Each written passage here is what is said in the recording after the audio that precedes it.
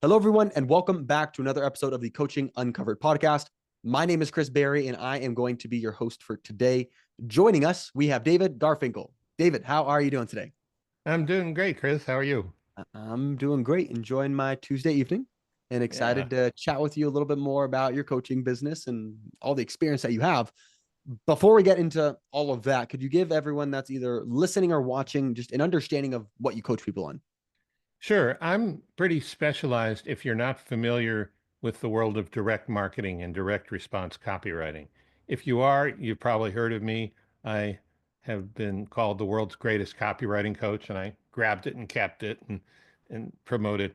For people who don't know, sometimes they think copywriting is the Circle C that you send to the copyright office.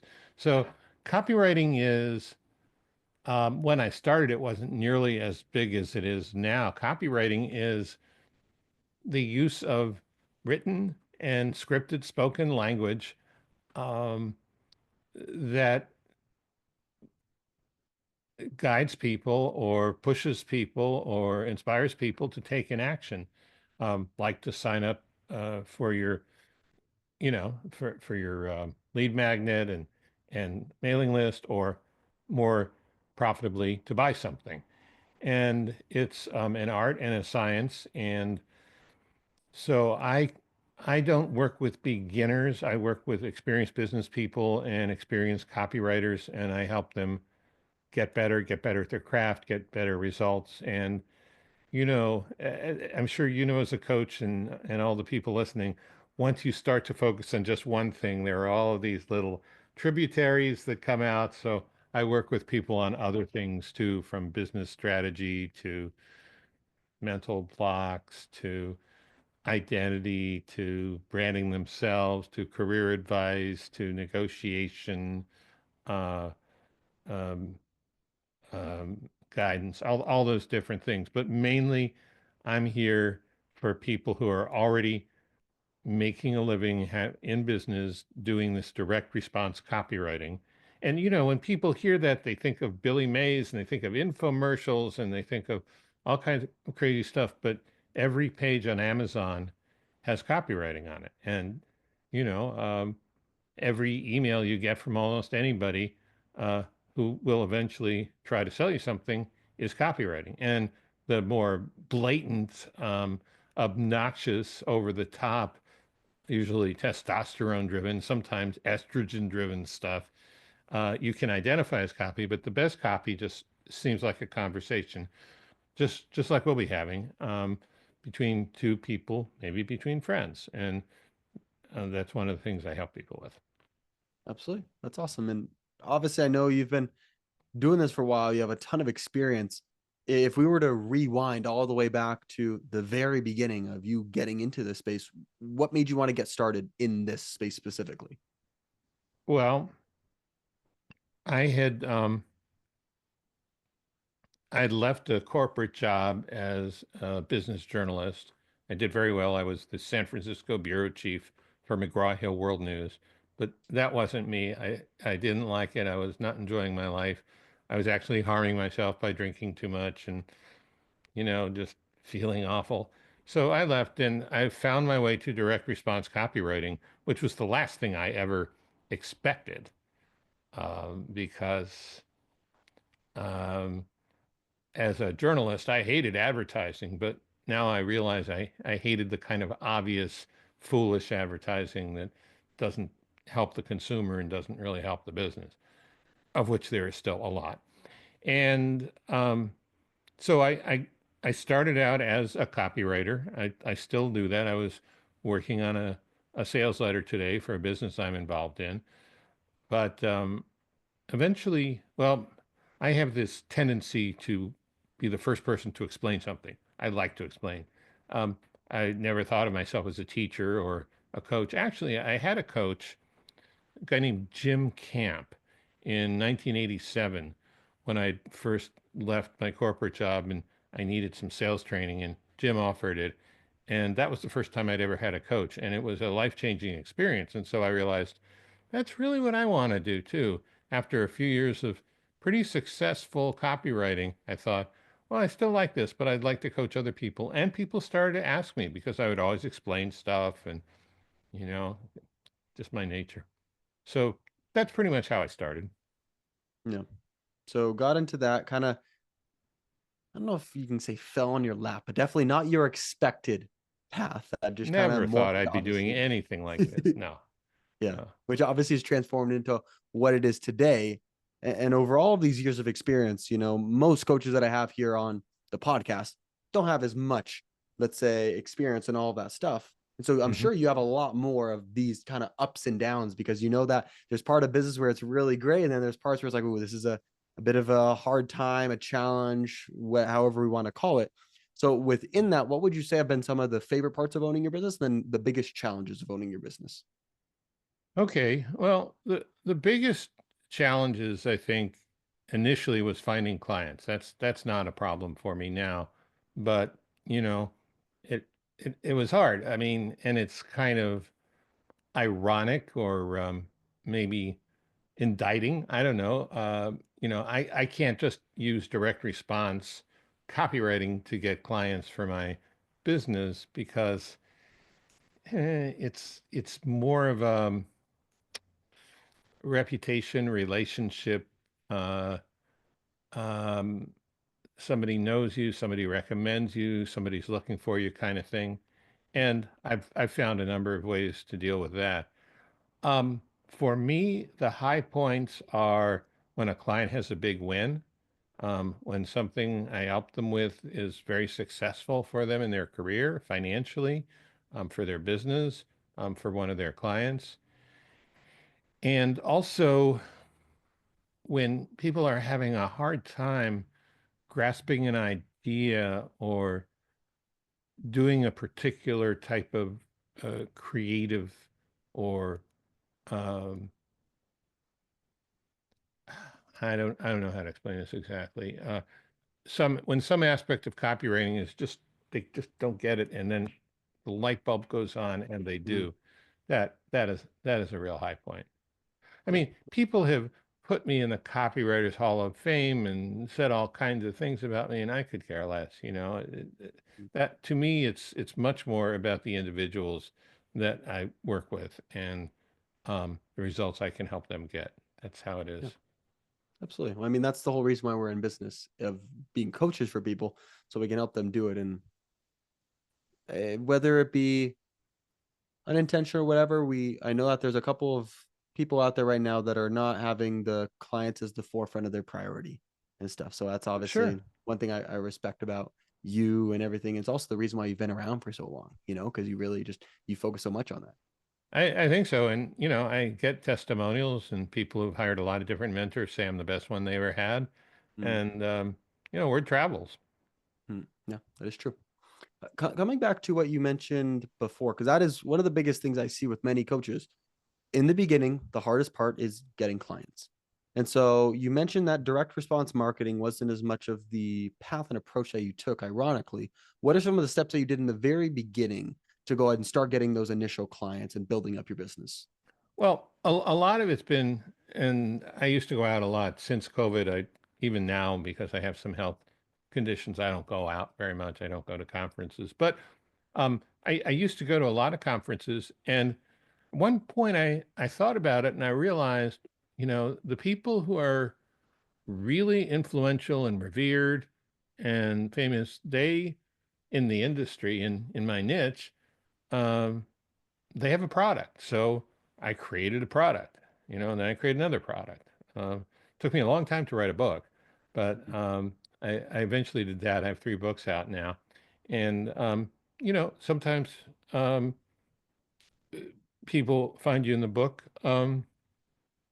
Often it's just was going to these internet marketing or copywriting conferences, just meeting people, hanging out at the bar, drinking with them, talking with them, joking around with them, and you know, they would find out who I am, and uh, some of them would hire me. I remember this one guy is a very good salesman.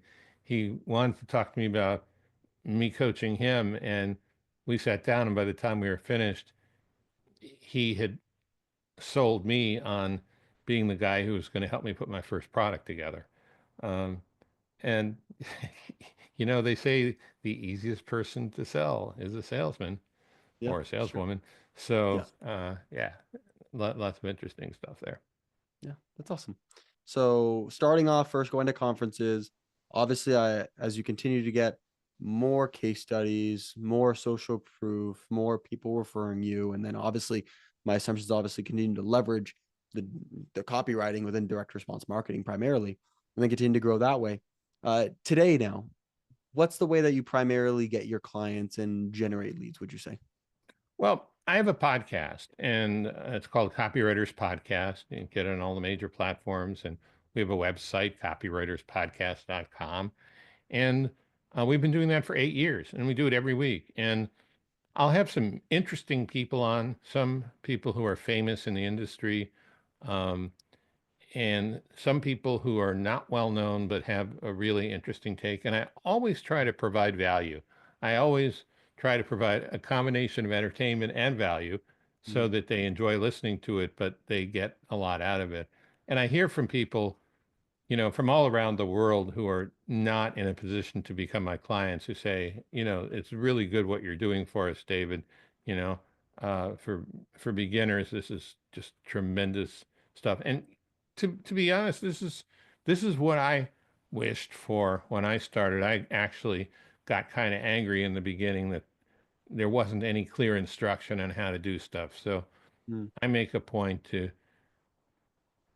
take a deep dive each week into some important aspect of copywriting, show some examples, provide some insights, give people some action steps, and hopefully help them a little more. It's kind of like the free version of my coaching. It's like a sample of my coaching every week. mm. Nice. That's awesome. So you have the podcast, you're putting out value mixed with all of that sample of coaching. People reach out to you via LinkedIn, or do you have call to actions? What do you typically do to reroute that traffic from the podcast into becoming a client? Oh, so I have a website, garfinkelcoaching.com, which is how I get all my clients, and there's a form there because I Mm, only want to take people that I think I can help. And I have mm, 3 products in there: copywriter coaching, business owner coaching, and copy critiques, one-off copy critiques. The coaching is a year-long program. Critiques is a one-off session. mm, Um, but I do a lot of stuff. Not a lot of stuff. I was doing a lot of stuff over the past year. I wrote a new book, The Persuasion Story Code, and I was writing um, at least one uh, post a day on LinkedIn and on Twitter X. I'm mm, not on Facebook or Instagram or any of the other apps, but I'm on those two. And so, people would get to know me, and I could sell books that way, but they'd also get a sense of who I was and how I presented information. These were hard posts to do, actually, Chris, because I on Twitter, you can go as long as you want if you have a check mark, which you now pay for. But if on LinkedIn, it's like 2,500 characters, I think, which is about 500 words. And I would want to, make it interesting, give a lesson, and have a call to action to buy the book. And cramming all of that into an interesting to read message is quite a challenge. mm, But I did it almost every day for a year. mm. Okay. Awesome. So doing that, and then the reason why I'm asking these questions, because obviously the whole purpose of coaching uncovered is to uncover different coaching businesses. And many of the people Sure. listening, they're a little bit on the earlier stage. So they're at this Sure. period where it's like, I'm not really sure what to do. What did David do in the very beginning? So let's say you've now gotten people, right? Leads, Hmm. whether it be from going to conferences, whether it be going and having the podcast that then goes into the website, or whether it be LinkedIn or X, wherever it is, they've now come to you. They said, hey, I'm interested in possibly working with you. What's that process that you would walk these prospects through to actually just be prospects into paying clients? Okay, so if you go to that website, Garfinkel Coaching, you'd see for the 3 products there's a an application page. And the application is about 6 questions. And they would send that to me, and then I would look at what they said, and then I might send them back, say, could you give me an example of some of the things you've written or you're writing now? And if it looked like they were in a position where I thought I could help them, I'd set up a phone call and we would talk. And if we clicked and if they liked what I had to offer, um, I would, tell them about my program. Now it's just, excuse me, clear my throat. Yep. All good. Um, so my program, it's a year-long program and it's structured. About 20% of each session is structured. There's a very, very deliberate process to help people really internalize into muscle memory. I call them copywriting reflexes that they develop. The principles of copywriting, not just so they understand the theory, but so that they can look at something and say, well, that's pretty good, but it needs this, this, or this, or that'll never work because of this, this, or this. I can get people to that point in a year, which is kind of amazing. But Yep. it, you know, it, I mean, one of my biggest influences is Anders Ericsson, the guy who um, co-authored the book. He's gone now, but he was the guy who Maxwell Ma- Malcolm Gladwell incorrectly attributed the 10,000 hour rule to it. That's never what Erickson said, but I don't want to get into a pissing contest about that. The point is, Anders Ericsson wrote a book called Peak, um, which is a book about how people become masters and experts. And he talked about having mental representations in your mind. Like a chess master would have a mental representation of maybe 50,000 games. And a London taxi driver would have a mental representation of a map of London, which is not not like Salt Lake City or even most of San Francisco, which is fairly on a grid. Um, it's and they could zoom in like Google Maps in their own mind, and so that's that's what experienced copywriters and direct response executives develop sort of unknowingly over the years. I try to accelerate that process a little bit and help people develop these mental maps or these mental representations. Yeah. Okay. Hmm. It is interesting when you start to consider of absolutely it's a matter of coaching and doing all these things. But as you just mentioned, it's through those repetitions, through having all of these experiences, next thing you know, some aspects are very conscious, but other aspects like, whoa, like what I'm like this clicks. And I believe you even brought it up when you were talking about some of the highlights of just when that it clicks for that one person. Yeah. And that's what it is, just by getting those reps, by getting those experiences. Yeah. And so, before we start recording, we talked about a mutual acquaintance who's your client now and who I went through coach training with at Fielding Graduate University graduate certification. Mm-hmm. Um, the kind of coaching I do goes against a lot of the rules because I'm giving instruction. Mm. I'm not saying, "Oh, that's a good question. Why do you feel that way?" I say, "No, Yeah. you can't do it that way. Here's why. Here's what you need to do." And they do it and it works and they go, okay, what do I need to correct next? So what I do is somewhat of a hybrid. I mean, if you look at like a sports coach, Mm. performance coach, it's a little different maybe than what the I don't know what's called, the International Coaching Federation or whatever it's called, Mm. says a coach is. And and I do some of those things too. There are times where I know the answer and I know if I tell them the answer, it ain't gonna stick. They need to come to it themselves. So I'll ask questions until they can't, until they finally go cry uncle and see the connection between two ideas that they were very deliberately blocking. Mm. Yeah. Understood. So we've gone through the process of you getting started, the favorite parts, the challenges, the marketing, the sales. Now, when it comes to the back end, one thing that a lot of people are questioned on is, okay, well, how do I really grow in one-on-one versus group? What have been some of your thought processes as you've spent a lot of time in growing your business? Yeah, I'm shaking my head because I've tried group coaching. Mm, Um, I just end up working, if I have four people, I end up working four times as hard. I don't know, and it's hard to charge four times as much. I don't know. I'm mostly a one-on-one person. Sometimes I can work with teams. Um, but one thing I have found is some of my better clients have stuck with me. I have a standard year-long program where the instruction is 1 year long, but the other 80% of the call is very interactive. Some of it's, instructive on the fly for particular things. Some of it's ideation. Some mhm, of it's strategic advice. Some of it's, you know, um, not just ideation, but coming up with a new hook or a new offer or a new headline or a new strategy. So there's lots of different things. And I have some clients that have kept me on for 2 years, 3 years, 4 years. Um, I did work for a big publisher. It wasn't exactly the same format, but I was on a call with them once a week.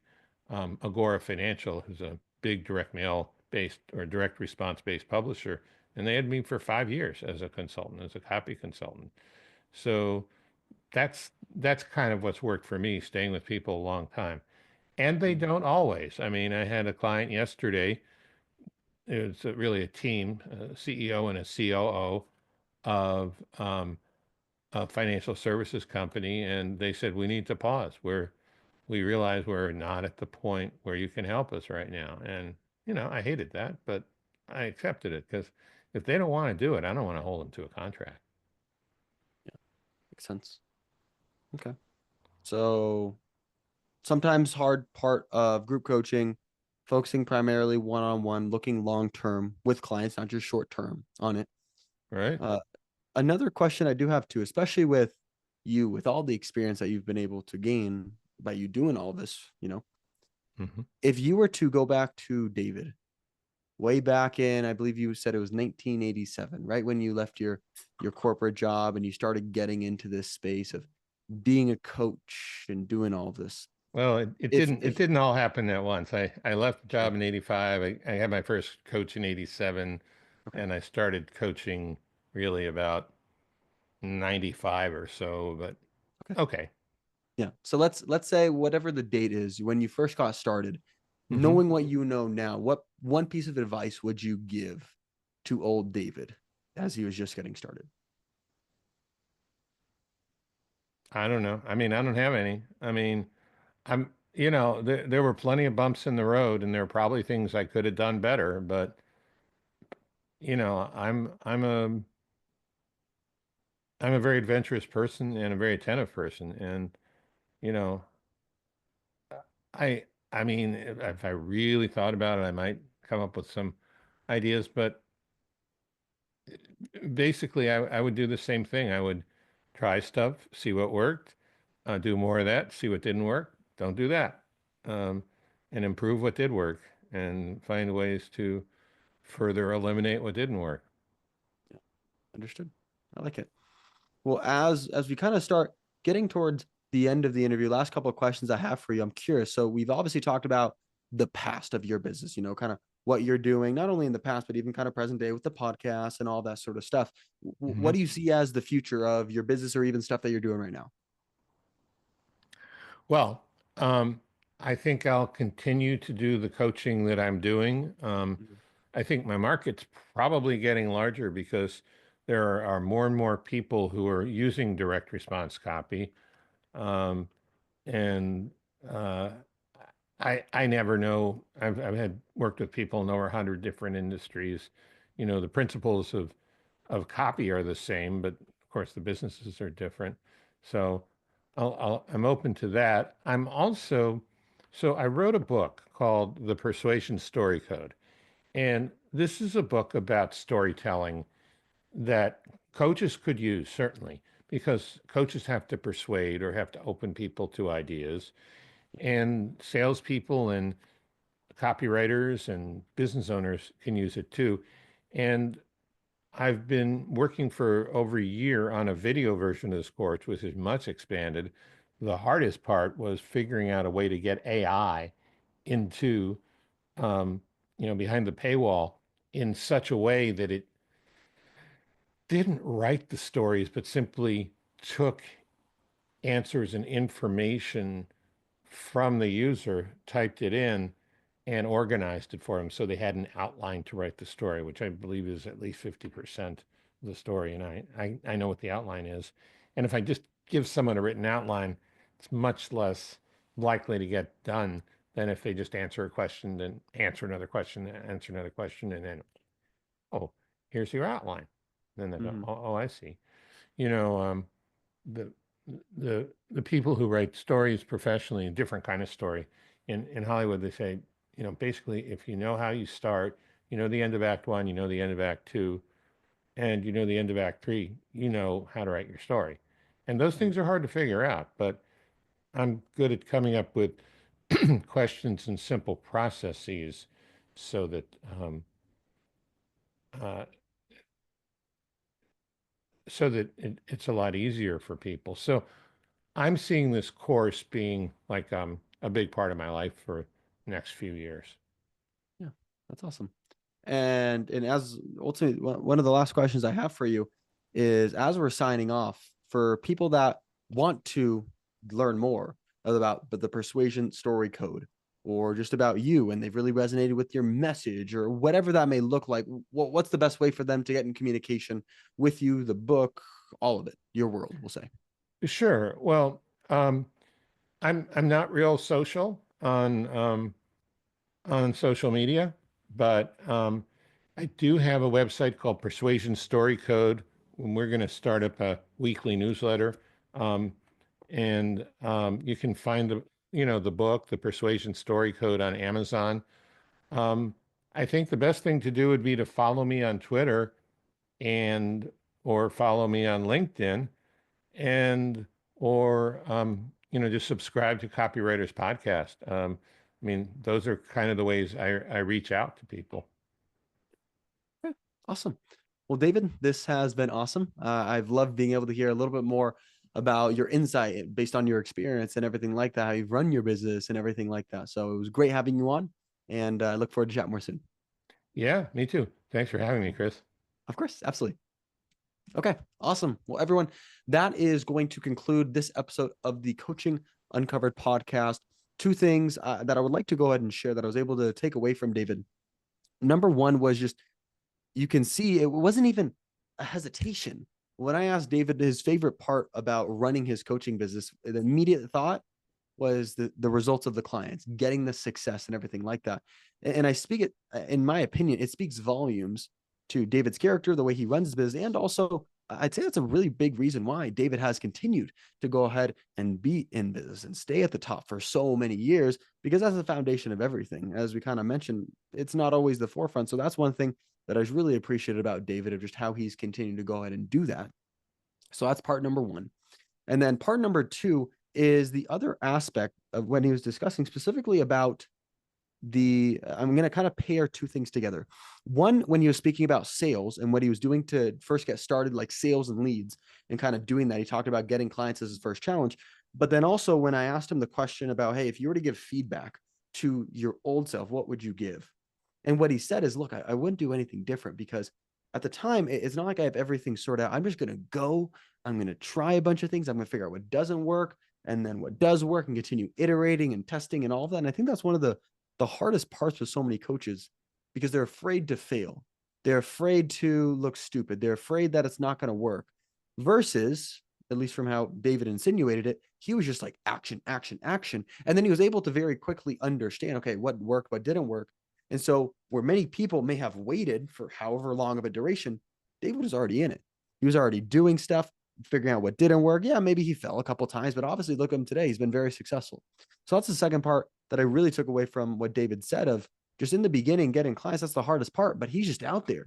He's going to conferences, he's having conversations, he's doing all of these things, and then it iterates and improves and it becomes better. So those are the two parts that really stood out for me from this episode with David. If you did like this episode, make sure you go ahead and subscribe. If you'd like to see more like this episode here, go ahead and make sure you subscribe, and we'll see you on the next episode of the Coaching Uncovered podcast.